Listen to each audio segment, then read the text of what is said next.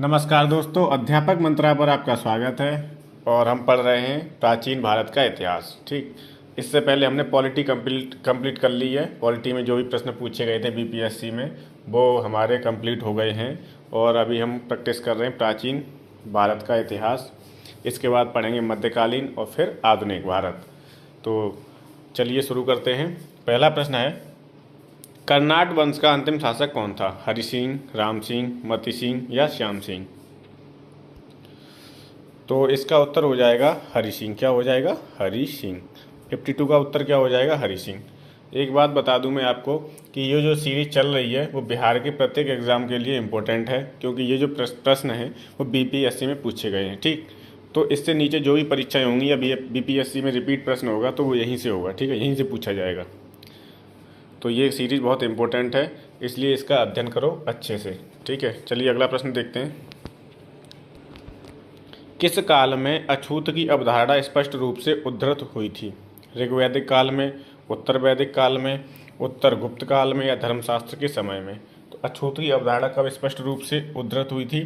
तो धर्मशास्त्र के समय। कब? धर्मशास्त्र के समय। 53 का क्या हो जाएगा? डी। 53 का क्या हो जाएगा? डी। अगला प्रश्न है, कनिष्क के शासनकाल में बौद्ध सभा किस नगर में आयोजित की गई थी? तो कनिष्क के समय कहाँ पर हुई थी? कश्मीर में हुई थी। कश्मीर में कहाँ पर? कुंडलवन में। ठीक है, कनिष्क के समय कहाँ पर हुई थी? कश्मीर, कुंडलवन में। तो 54 का उत्तर क्या हो जाएगा? सी हो जाएगा। 54 का क्या हो जाएगा? सी। मैंने एक ट्रिक बताई थी कि फर्स्ट, सेकंड, थर्ड और फोर्थ। फिर मैंने बताया था आर वी पी के। तो आर से हो जाएगा राजगृह, राजगृह सप्तपदी में हुई थी। वी से वैशाली, पी से पाटलिपुत्र और के से कुंडलवन, कश्मीर। ठीक, अब इसके वो कौन थे, कौन कौन शासक था? तो ए के और ए के ये शासक थे। पहला कौन था? पहला शासक कौन था? तो पहला हो गया अजातशत्रु, और दूसरा कौन हो गया? दूसरा हो गया कालाशोक, तीसरा हो गया अशोक और चौथा हो गया कनिष्क। ठीक है, उसके बाद ट्रिक थी अध्यक्षों की, MSMB, MSMB या वी विक्ट्री वाला बना लो। तो एम से क्या हो जाएगा? महाकश्यप, साबकमीर, मोगलीपुत्र तिस्स और विश्वामित्र। ठीक है, ये इसके अध्यक्ष हो गए। ये ट्रिक है चारों बौद्ध संगीतियों की। 54 का उत्तर क्या हो जाएगा? सी हो जाएगा।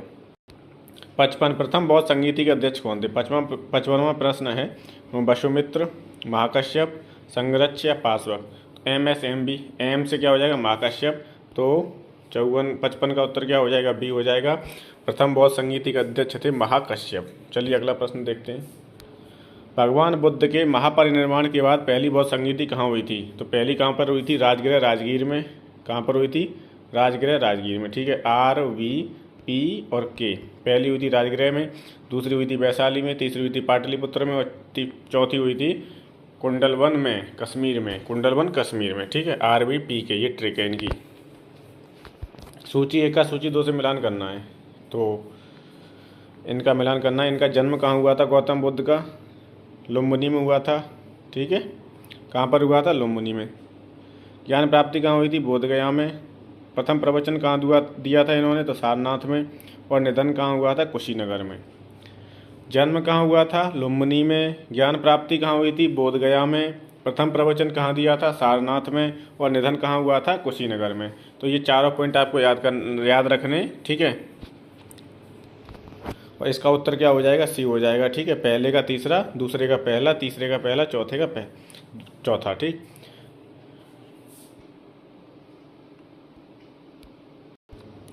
महात्मा बुद्ध का जन्म 563 ईसा पूर्व में कपिलवस्तु के समीप लुम्बिनी वन में हुआ था। बोध गया में वैशाख पूर्णिमा की रात को उन्हें ज्ञान प्राप्ति हुई। कहाँ पर हुई थी? बोध गया में हुई थी। ठीक है, लुम्बिनी में जन्म हुआ था। काशी के ऋषि पत्तनम सारनाथ में उन्होंने प्रथम उपदेश धर्म चक्र प्रवर्तन, जो प्रथम उपदेश वाली जो घटना है वो सारनाथ में हुई थी। इसे बोलते हैं हम धर्म चक्र प्रवर्तन। और इन्होंने जो गृह त्यागा था, अपना घर से जो गए थे, उसे बोलते हैं महाभिनिष्क्रमण। क्या बोलते हैं? महाभिनिष्क्रमण। ठीक, और जब इनका निधन हुआ तो उसे क्या बोलते हैं? महापरिनिर्वाण। उस घटना को क्या बोलते हैं? महापरिनिर्वाण। तो ये तीनों घटनाएं भी आपको याद रखनी है, इम्पोर्टेंट हैं। चलिए अगला प्रश्न देखते हैं। बोध गया में किसे ज्ञान प्राप्ति हुई थी? महावीर स्वामी को, गौतम बुद्ध को, सीमंदर स्वामी को या पार्श्वनाथ को? तो बोध गया में किन्हें ज्ञान प्राप्ति हुई थी? गौतम बुद्ध को। 58 का हो जाएगा बी। बोध गया में महाबोधि मंदिर बनाया गया है, जहाँ गौतम बुद्ध को क्या हुआ था? ज्ञान प्राप्त हुआ था। 59 का हो जाएगा बी। क्या हो जाएगा 59 का? बी। अगला प्रश्न है, गौतम बुद्ध को एक देवता का स्थान किस राजा के युग में प्राप्त हुआ? अशोक, कनिष्क, चंद्रगुप्त, विक्रमादित्य या कनिष्क वो हर्ष? तो कनिष्क के समय में गौतम बुद्ध को एक देवता का स्थान प्राप्त हुआ था। किसके समय? कनिष्क के समय। और 60 का उत्तर हो जाएगा बी। क्या हो जाएगा? बी। अगला प्रश्न है, ईसा पूर्व 6ठी सदी में विश्व की प्रथम गणतंत्रात्मक व्यवस्था कहाँ थी? गणतंत्रात्मक व्यवस्था विश्व की पहली कहाँ पर थी? वैशाली में, एथेंस में, स्पार्टा में या पाटलिपुत्र में? तो वो थी वैशाली में। और 61 का उत्तर हो जाएगा ए। क्या हो जाएगा? वैशाली। 16 महाजनपदों की सूची उपलब्ध है। महाभारत में, अंगुत्तर निकाय में? तो यही उत्तर हो गया भाई आपका, अंगुत्तर निकाय में 16 महाजनपदों की सूची मिलती है। 16 महाजनपद हैं, वो बहुत ही इंपॉर्टेंट हैं। उनकी जो राजधानी है वो बहुत इंपॉर्टेंट है, उनसे प्रश्न पूछे जाते हैं ज़्यादातर। ठीक है, जैसे वत्स की क्या है? कौशाम्बी है। मथुरा की क्या है? सुरसेन है। ठीक है, अंग की क्या है? चंपा है। तो ये जो राजधानी है ये भी याद करनी है आपको। अगला प्रश्न है, नालंदा विश्वविद्यालय की स्थापना का युग क्या है? मौर्य, कुषाण, गुप्त या पाल? तो नालंदा विश्वविद्यालय की स्थापना गुप्त काल में हुई थी। 63 का उत्तर हो जाएगा सी। 63 का क्या हो जाएगा? सी। नालंदा विश्वविद्यालय किस लिए प्रसिद्ध था? चिकित्सा विज्ञान के लिए, तर्कशास्त्र के लिए, बौद्ध धर्म दर्शन के लिए, रसायन विज्ञान के लिए? तो नालंदा विश्वविद्यालय बौद्ध धर्म दर्शन के लिए प्रसिद्ध था। और 64 का उत्तर क्या हो जाएगा? सी हो जाएगा। 64 का क्या हो जाएगा? सी। अगला है, मध्यकालीन भारत में मनसबदारी व्यवस्था क्यों लागू की गई थी? तो राजस्व एकत्रित करने के लिए, सैनिकों की सुगमता से भर्ती हेतु, धार्मिक सद्भाव की स्थापना हेतु या स्वच्छ प्रशासन सुनिश्चित करने के लिए? तो मनसबदारी व्यवस्था जो थी वो इसलिए लागू की गई थी क्योंकि सैनिकों की सुगमता से भर्ती की जा सके। और 65 का उत्तर क्या हो जाएगा भाई? बी हो जाएगा। क्या हो जाएगा? बी। अगला है, नीचे दो वक्तव्य दिए गए हैं जिनमें एक कथन है, दूसरा कारण है। दोनों को पढ़ना है, बताना है। ठीक, तो 12वीं शताब्दी के अंत तक नालंदा महाविहार का पतन हो गया। महाविहार को राजकीय प्रश्रय मिलना बंद हो गया था। ठीक है, राजकीय आश्रय मिलना बंद हो गया था महाविहार को। तो दोनों ही कथन सही हैं, लेकिन एक आर इसकी एक ही व्याख्या नहीं कर रहा है। ठीक है, दोनों कथन बिल्कुल सही हैं। तो क्या उत्तर हो जाएगा इसका? देखते हैं। ए और आर दोनों सही हैं। ठीक है, बी हो जाएगा। ए और आर दोनों सही हैं, लेकिन क्या है? व्याख्या नहीं कर रहा है। बी हो जाएगा इसका उत्तर, बी। ठीक है, चलिए व्याख्या देखते हैं इसकी। नालंदा में एक विख्यात बौद्ध पीठ एवं विश्वविद्यालय था। यह दक्षिणी बिहार में राजगीर, वर्तमान में राजगृह के निकट स्थित था। तो नालंदा विश्वविद्यालय कहाँ पर है? राजगृह, बिहार में। 5वीं सदी के मध्य गुप्तों के समय में नालंदा स्थित विश्वविद्यालय अस्तित्व में आया। 12वीं सदी के अंत तक मुस्लिम आक्रमण के फलस्वरूप महाविहार का पतन हो गया। बंगाल के पाल शासकों द्वारा विक्रमशिला विश्वविद्यालय को संरक्षण देने के फलस्वरूप नालंदा का महत्व घटने लगा। तो विक्रमशिला विश्वविद्यालय ये भी पूछा गया है, किसने स्थापना की थी इसकी? धर्मपाल ने। किसने की थी? धर्मपाल ने। ठीक है, तो इसको भी याद रखना है कि विक्रमशिला विश्वविद्यालय की स्थापना किसने की थी? धर्मपाल ने। प्रथम मगध साम्राज्य का उत्कर्ष किस शताब्दी में हुआ? प्रथम मगध साम्राज्य का ईसा पूर्व 4वीं, ईसा पूर्व 6वीं, ईसा पूर्व 2री या ईसा पूर्व 1? तो ईसा पूर्व 6वीं शताब्दी में। कब? ईसा पूर्व 6वीं शताब्दी में। किसका उद्भव हुआ था? मगध साम्राज्य का। ठीक है, कब? ईसा पूर्व 6वीं शताब्दी में। प्रथम मगध साम्राज्य की महत्ता का वास्तविक संस्थापक राजा बिम्बिसार लगभग 544 से 492 ईसा पूर्व था। ठीक है, कौन था वास्तविक संस्थापक? राजा बिम्बिसार था। अब कह रहा है मगध की राजधानी कौन सी थी? पाटलिपुत्र, गिरिब्रज, राजगृह, चंपा? तो ये प्रश्न क्या है, इसमें ऑप्शन गलत दे दिए गए हैं। ठीक है, क्योंकि पाटलिपुत्र भी राजधानी रही है, गिरिब्रज राजगृह भी रही है इसकी। तो उत्तर क्या देना है इसका? इसलिए स्टार लगा हुआ है। दिए गए विकल्प में 2 विकल्प सही हैं, ए और सी। मगध की आरंभिक राजधानी गिरिब्रज थी, बाद में उदयन ने पाटलिपुत्र को राजधानी बनाया था। अगर ये पूछ लेता कि प्रारंभिक राजधानी कौन सी थी, तब उत्तर क्या हो जाता, गिरिब्रज हो जाता, ठीक है। या उदयन के समय कौन सी थी, तो ये तो बात समझ में आती है। अगर ऐसे पूछता है कि आरंभिक राजधानी क्या थी, तो आप बताओगे गिरिब्रज। उदयन के समय मगध की राजधानी क्या थी, तो वो थी पाटलिपुत्र, ठीक है। ये याद रखना है। गिरिब्रज, राजगीर और पाटलिपुत्र ये दोनों ही जगह मगध की राजधानी रहे हैं, ठीक। 69 है, प्राचीन महाजनपद मगध की प्रथम राजधानी क्या थी, तो मैंने जो अभी बताया वही हो जाएगा, गिरिब्रज। प्रथम राजधानी पूछ रहा है तो गिरिब्रज हो जाएगी, ठीक है। राजगृह जिसे बोलते हैं, राजगृह, ये इसका उत्तर हो जाएगा, ठीक है। क्या हो जाएगा, गिरिब्रज राजगृह प्रथम राजधानी थी। उदयन के समय मगध की राजधानी क्या थी, पाटलिपुत्र थी। तो चंपा अंग कुछ नहीं था, तो इसका उत्तर ये हो जाएगा, ठीक है। क्या थी राजधानी, गिरिब्रज राजगृह थी, ठीक है। पहली राजधानी मगध की क्या थी, गिरिब्रज राजगृह। चलिए अगला प्रश्न देखते हैं। नंद वंश के पश्चात मगध पर किस राजवंश ने शासन किया था, किसने किया था, हसिन मो। तो क्या हो जाएगा, इसका उत्तर ए हो जाएगा, मौर्य वंश, ठीक है। अब इसकी एक ट्रिक रहती है मेरे हिसाब से, हसिन मौसुक ऐसे, तो क्या हो जाएगा इसमें, हसिन मौसुक। हर्यक वंश हो जाएगा, ठीक है, हर्यक वंश। शिशु नागवंश,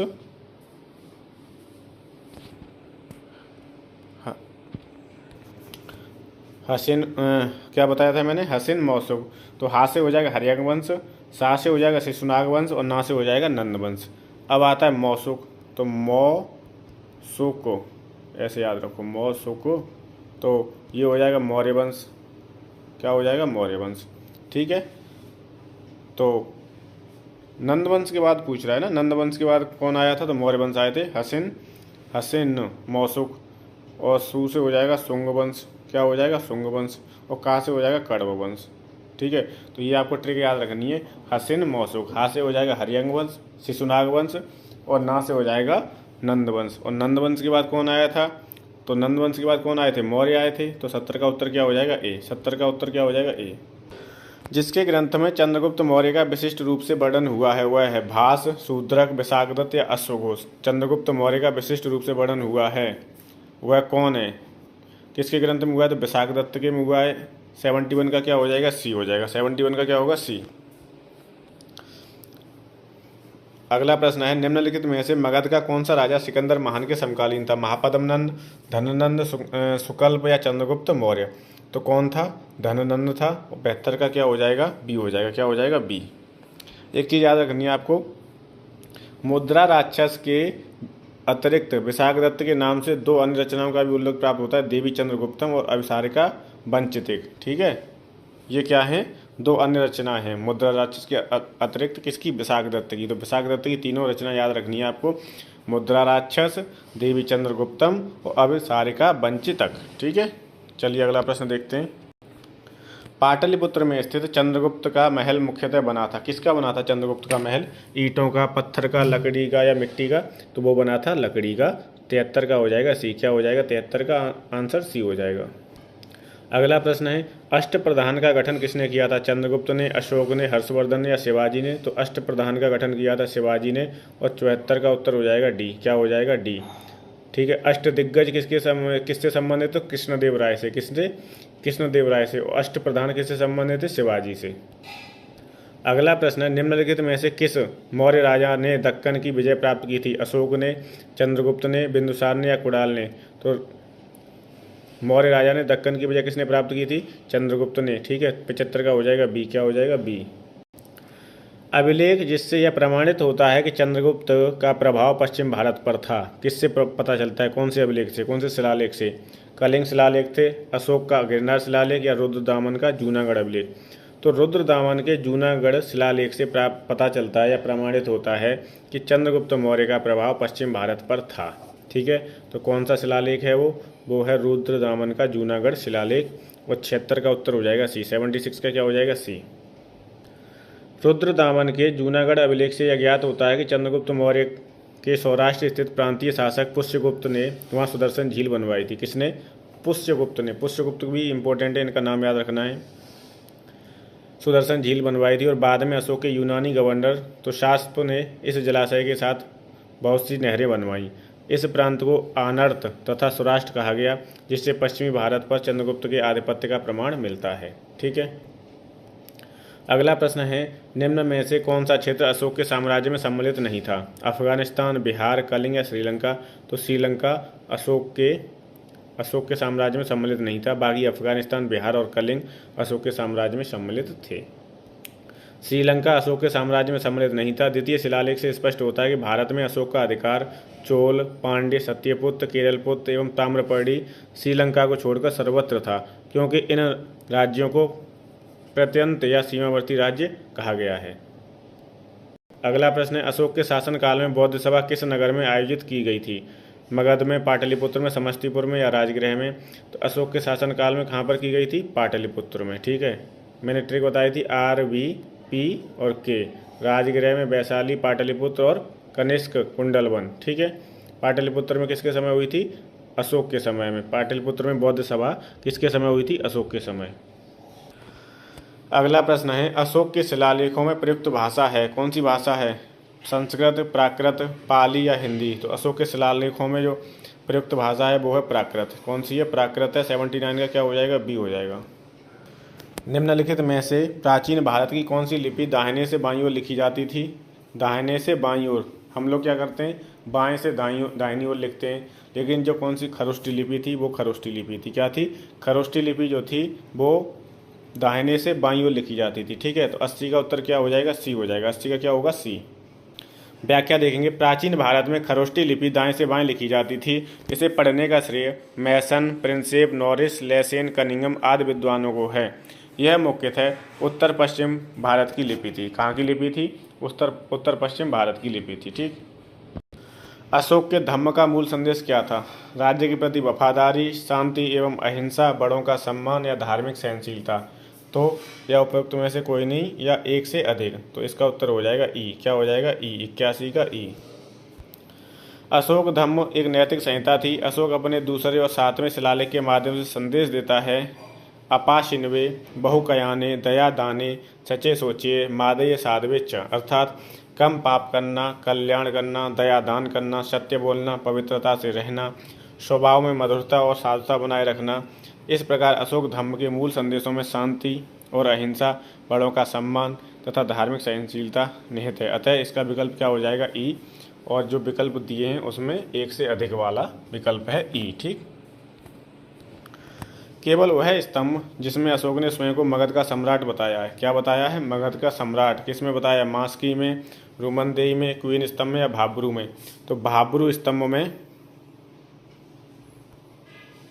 क्या बताया? भाब्रू स्तंभ में अशोक ने स्वयं को मगध का सम्राट बताया। कौन से स्तंभ में? भाब्रू। ठीक है, 82 का क्या हो जाएगा? बी हो जाएगा। 82 का क्या हो जाएगा? डी। 82 का उत्तर क्या हो जाएगा? डी। भाब्रू स्तंभ है। कौन सा स्तंभ है? भाब्रू। इसमें स्वयं को अशोक ने मगध का सम्राट बताया है। अपने शिलालेखों में अशोक सामान्यतः किस नाम से जाने जाते हैं? चक्रवर्ती, प्रियदर्शी, धर्मदेव या धर्मकीर्ति? तो अशोक अपने शिलालेखों में सामान्यतः प्रियदर्शी के नाम से जाने जाते हैं। किससे? प्रियदर्शी के नाम से। 83 का हो जाएगा बी। अगला है, कौटिल्य की अर्थशास्त्र में किस पहलू पर प्रकाश डाला गया है? कौटिल्य की जो पुस्तक है अर्थशास्त्र या कौटिल्य विष्णुगुप्त का जो ग्रंथ है, चाणक्य, कौटिल्य या विष्णुगुप्त, तीनों नाम है इनके। तीनों नाम है। ठीक है, कौटिल्य कह दो या विष्णुगुप्त कह दो या चंद्रगुप्त कह दो, वो चाणक्य कह दो। क्या कह दो? चाणक्य, विष्णुगुप्त और कौटिल्य। तो इनकी जो पुस्तक है अर्थशास्त्र वो उस पर किस पे है? आर्थिक जीवन पर है, राजनीतिक नीतियों पर है, धार्मिक जीवन पर या सामाजिक? तो ये आपकी है अर्थशास्त्र राजनीतिक नीतियों पर। ठीक है, नाम इसका अर्थशास्त्र है लेकिन आती किस पर है? राजनीति शास्त्र में आती है। किस में आती है? राजनीति शास्त्र में। चलिए अगला प्रश्न देखते हैं। कौटिल्य की पुस्तक अर्थशास्त्र किस विषय पर आधारित है? आर्थिक संबंध पर, शासन कला के सिद्धांत और अभ्यास पर, विदेश नीति पर, धन संचय पर? तो इसमें ABCD, ठीक है, ये सभी हो जाएंगे। उपयुक्त में से एक से अधिक वाला उत्तर सही हो जाएगा। ठीक है, क्या हो जाएगा? एक से अधिक, उपयुक्त ई हो जाएगा इसका। ठीक है, जब राजनीति शास्त्र के बारे में, तो राजनीति में हमारे आर्थिक संबंध भी आते हैं, है ना, दूसरे देशों से कैसे संबंध रखनी चाहिए, विदेश नीति कैसी रखनी चाहिए, शासन कला के सिद्धांत और अभ्यास होंगे इसमें। ठीक है, तो इसलिए इसका उत्तर क्या हो जाएगा? ई हो जाएगा। कौटिल्य चाणक्य द्वारा मौर्य काल में रचित अर्थशास्त्र शासन के सिद्धांतों और अभ्यास की पुस्तक है। इसमें राज्य के लिए मंडल सिद्धांत हैं जो विदेश नीति की व्याख्या करता है। इसके अलावा इसमें सप्तांग है, राजा, ये बहुत इंपॉर्टेंट है, राजा, अमात्य, जनपद, दुर्ग, कोष, दंड एवं मित्र की सर्वप्रथम व्याख्या मिलती है। अर्थशास्त्र में तत्कालीन प्रशासन एवं कृषि, शिल्प एवं व्यापार व्यवस्था को भी विस्तृत जानकारी मिलती है। ठीक है, तो इन सब चीज़ों के बारे में जानकारी मिलती है और ये बहुत अच्छे से याद रखने। सप्तांग सिद्धांत में कौन कौन आता है? राजा है, अमात्य है, जनपद है, दुर्ग है, कोष है, दंड है एवं मित्र है। ये प्रश्न कई बार पूछा गया बीपीएससी में। चलिए अगला प्रश्न देखते हैं। मैगस्थनीज ने भारतीय समाज को कितनी श्रेणियों में विभाजित किया था? मैगस्थनीज की कौन सी पुस्तक है? इंडिका है और इन्होंने 7 भागों में 7 श्रेणियों में भारत को विभाजित किया है। 86 का क्या हो जाएगा? डी हो जाएगा। क्या हो जाएगा? डी। मैगस्थनीज ने अपनी पुस्तिका इंडिका में भारतीय समाज को 7 श्रेणियों में विभाजित किया है। अगर इन्हें याद कर लोगे तो बहुत अच्छी बात है, क्योंकि प्रश्न पूछा जाता है कि इनमें से कौन श्रेणी में नहीं आता या कौन आता है, इस टाइप से। ठीक है, तो दार्शनिक है, कृषक है, पशुपालक है, कारीगर है, योद्धा है, निरीक्षक है और सभासद है। ठीक, मैगस्थनीज भारतीय समाज में दास प्रथा के प्रचलित होने का उल्लेख नहीं करता है। मौर्य काल में कोई भी व्यक्ति न तो अपनी जाति से बाहर विवाह कर सकता था और न ही उससे भिन्न पेशा ही अपना सकता था। ठीक है, ये चीज़ें हैं कब की? तो मौर्य काल की। अगला प्रश्न है, मौर्य समाज को 7 वर्गों में विभाजन का विशेष रूप से उल्लेख किया गया है। मौर्य समाज 7 वर्गों में विभाजित किया गया, ये उल्लेख कहाँ पर है? तो मैगस्थनीज की पुस्तक इंडिका में है। 87 का क्या हो जाएगा भाई? 87 का हो जाएगा डी। क्या हो जाएगा? डी हो जाएगा उत्तर, 87 का डी। अगला 88, पेरिप्लस ऑफ द एरिथ्रियन सी किसने लिखी है? ठीक है, टेसियस ने, प्लिनी ने, टॉलमी ने, स्ट्रेबो ने, या उपयुक्त में से कोई नहीं? तो इसका उत्तर हो जाएगा उपयुक्त में से कोई नहीं, 88 का ई हो जाएगा। क्या हो जाएगा? ई। व्याख्या देखते हैं इसकी। पेरिप्लस ऑफ द एरिथ्रियन सी एक ग्रीको रोमन पेरिप्लस है। यह रोमन मिस्र के बंदरगाहों से नेविगेशन और व्यापार के अवसरों का वर्णन करता है। किसका? बंदरगाहों से नेविगेशन और व्यापार के बारे में। इसे लगभग 60 ईस्वी में अलेक्जेंड्रिया के एक अनाम नाविक ने लिखा था। किसने? अलेक्जेंड्रिया का है और उसका नाम नहीं है इसमें। ठीक है, अलेक्जेंड्रिया का है, अनाम नाविक ने लिखा था, इसलिए इसका उत्तर क्या कर दिया हमने? ई कर दिया। इसने भारत से आयात तथा निर्यात की जाने वाली वस्तुओं का भी उल्लेख किया है। The Periplus of the Erythraean sea वह स्रोत जिसमें पाटलिपुत्र के प्रशासन का वर्णन उपलब्ध है। पाटलिपुत्र में कैसा प्रशासन था? किस में वर्णित है? दिव्यादान में, अर्थशास्त्र में, इंडिका में या अशोक शिलालेख में? तो ये वर्णित है इंडिका में और 89 का उत्तर क्या हो जाएगा? सी हो जाएगा। 89 का क्या हो जाएगा? सी। पाटलिपुत्र नगर का प्रशासन मैगस्थनीज की इंडिका में प्राप्त होता है। मैगस्थनीज ने पाटलिपुत्र के नगर परिषद की 5-5 सदस्यों वाली 6 समितियों का उल्लेख किया है। ये भी प्रश्न पूछा गया है कि टोटल 5 समितियां थी, उनमें कितने सदस्य थे? तो एक समिति में 6 हैं और 5 समितियां, तो 5 छक्के कितने हो गए? 30 हो गए। तो कितने सदस्य थे समितियों में? उन 5 में 30 सदस्य थे। वह नगर के पदाधिकारियों को एस्टिनोमोई कहता है। वह नगर के जो पदाधिकारी थे उन्हें क्या बोलता है? एस्टिनोमोई। क्या? एस्टिनोमोई। ठीक, अगला प्रश्न देखते हैं। पाटलिपुत्र को किस शासक ने सर्वप्रथम अपनी राजधानी बनाया था? पाटलिपुत्र को किस शासक ने सर्वप्रथम अपनी राजधानी बनाया था? तो चंद्रगुप्त मौर्य ने बनाया था और 90 का उत्तर हो जाएगा ए। क्या हो जाएगा? 90 का ए। वस्तुतः पाटलिपुत्र की स्थापना गंगा एवं सोन नदी के संगम पर हर्यकवंशी शासक उदयन ने की थी। किसने की थी? उदयन ने। ठीक है, और एवं अपनी राजधानी राजगृह से पाटलिपुत्र स्थानांतरित की। पहली बार अगर पूछता है ना तो उदयन है, लेकिन विकल्प में उदयन नहीं है, तो इसका सही उत्तर क्या हो जाएगा? चंद्रगुप्त मौर्य हो जाएगा। अगर उदयन ऑप्शन में होगा और चंद्रगुप्त मौर्य होगा तो आप विकल्प में उत्तर में क्या लगाओगे? उदयन लगाओगे। ठीक है, क्या लगाओगे? उदयन। इनमें से किसने सर्वप्रथम व्यापक पैमाने पर स्वर्ण मुद्रा का प्रचलन किया था? पुष्यमित्र शुंग ने, बिनांडर ने? ऐसा इसका आंसर हो जाएगा बिम कडफिसिस। क्या हो जाएगा? बिम कडफिसिस। बिम कडफिसिस हो जाएगा। चलिए देखते हैं, स्वर्ण मुद्रा किसने चलाई थी? तो बिम कडफिसिस ने, और इसका उत्तर क्या हो जाएगा? सी हो जाएगा। क्या हो जाएगा? सी। चलिए व्याख्या देखते हैं। कुषाण शासकों द्वारा व्यापक पैमाने पर स्वर्ण मुद्रा का प्रचलन प्रारंभ करना भारतीय उपमहाद्वीप में उनका सबसे महत्वपूर्ण योगदान था। कुषाण शासक बिम कडफिसिस को स्वर्ण मुद्राओं के प्रचलन का श्रेय जाता है। कुषाण शासक है कौन? बिम कडफिसिस। चलिए अगला प्रश्न देखते हैं। कला की गांधार शैली निम्न समय में फली फूली। जो कला की गांधार शैली थी वो किसके समय फली फूली, तो वो फली फूली थी कुषाणों के समय। 92 का क्या हो जाएगा, ए हो जाएगा। कुषाणों के समय गांधार शैली खूब फली फूली थी। इनमें से किस शासक ने चतुर्थ बौद्ध संगीति कश्मीर में आयोजित की थी, तो बौद्ध संगीति कश्मीर में किसने की थी, ए के। तो के से कौन आ रहा है, कालाशोक आ रहा है और कनिष्क भी आ रहा है, ठीक है, तो कनिष्क वाला सही हो जाएगा, ठीक है। चौथी में कौन थे, कनिष्क थे। पहली में अजातशत्रु थे, दूसरी में कालाशोक थे, तीसरी में अशोक थे और चौथी में कनिष्क थे। ये शासक थे जब चारों बौद्ध संगीतियाँ हुई थी तब। तो चौथी बौद्ध संगीति के समय कौन था, कनिष्क थे, ठीक है। कौन थे, कनिष्क। चलिए अगला प्रश्न देखते हैं। शुंग वंश के बाद किस वंश ने भारत पर राज किया। शुंग वंश के बाद कौन आया था, तो मैंने बताया था आपको शुंग वंश के बाद में, जैसे मैंने बताया हसीन। हसीन याद करो पहले, तो हसीन। हा से हो जाएगा हर्यक वंश, सी से हो जाएगा शिशुनाग वंश और ना से हो जाएगा नंद वंश, ठीक है। फिर आ जाएगा मोसोको, ये आ गया। मौ से हो जाएगा मौर्य वंश, सू से हो जाएगा शुंग वंश और का से हो जाएगा कण्व वंश। अब ये क्या कह रहा है, शुंग वंश के बाद कौन आया था, तो ये आ गया, का से कण्व वंश हो जाएगा, हसीन मौसुक सुक। तो कौन सा हो जाएगा, 94 का उत्तर हो जाएगा सी। अगला प्रश्न है, राजा खारवेल का नाम किससे जुड़ा है। तो राजा खारवेल का नाम किससे जुड़ा है, गिरनार के स्तंभ लेख के साथ में, या फिर जूनागढ़ अभिलेख से, या हाथी गुम्फा लेख से, या सारनाथ से। तो खारवेल का नाम जुड़ा है हाथी गुम्फा लेख से और इसका उत्तर क्या हो जाएगा, सी हो जाएगा। क्या हो जाएगा, सी। नगरों का क्रमिक पतन किस काल की एक महत्वपूर्ण विशेषता है। नगरों का क्रमिक पतन कब हुआ, किस काल में हुआ, गुप्त काल में, प्रतिहार युग में, राष्ट्रकूट में, या सातवाहन में। तो किस में हुआ था, नगरों का क्रमिक पतन गुप्त काल में। और 96 का क्या हो जाएगा, ए हो जाएगा। क्या हो जाएगा, ए।